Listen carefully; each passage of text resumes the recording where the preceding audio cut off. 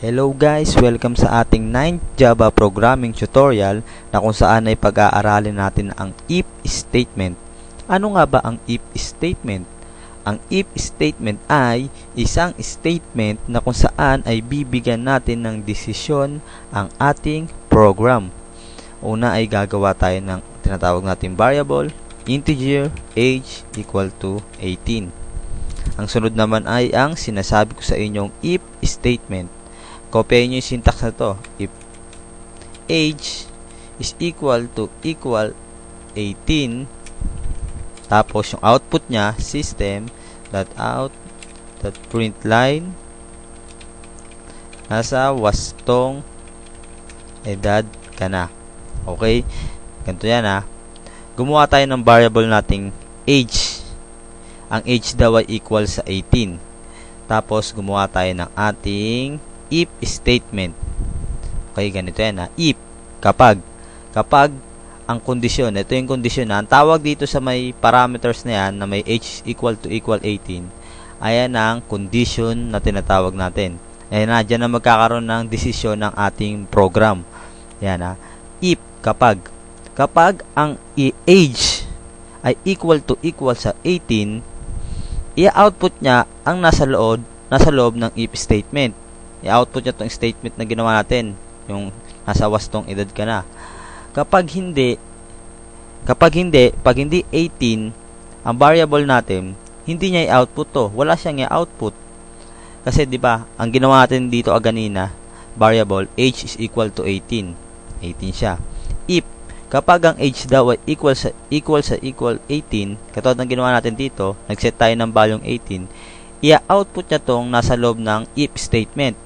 Pero kapag hindi, wala siyang i-output. Okay? I-compile natin ha. Variable natin 18. Compile. Run natin siya. Ayan. In-output niya. Nasa wastong edad ka na. Kasi nag-set tayo ng value sa age sa ating variable na age na 18. Kaya in-output niya tong nasa if statement. Paano kung pinalitan natin yung variable natin sa taas? Ginawa natin 17. Ayan ha. Compile natin siya. Tapos i-run natin. Diba nga sabi ko sa inyo kanina, kapag hindi tumama yung condition dito, wala siyang i-output. Diba? Okay. Compile natin. Tapos run natin. Okay. Yan. Wala siyang ina-output. Diba? Kaya ayun ang if statement. Okay ha. Magre-recall tayo ulit. Gumawa tayo ng variable nating age na integer na equal daw sa 18. Tapos ang sunod natin ginawa ay ang if statement. If kapag ang nasa loob ng condition, kapag nasa loob ng condition ko ay age is equal sa 18, i-output ko tong statement ko. Pero kapag hindi, wala akong i-output. Ayun. Okay ha. If, ulitin natin, if statement, ang Tagalog niyang kapag, tapos condition niya, if ang condition ko sa loob ay ang age ay equal sa 18, i-output ko tong statement ko. Pero kapag hindi siya equal sa 18, hindi ko i-output to.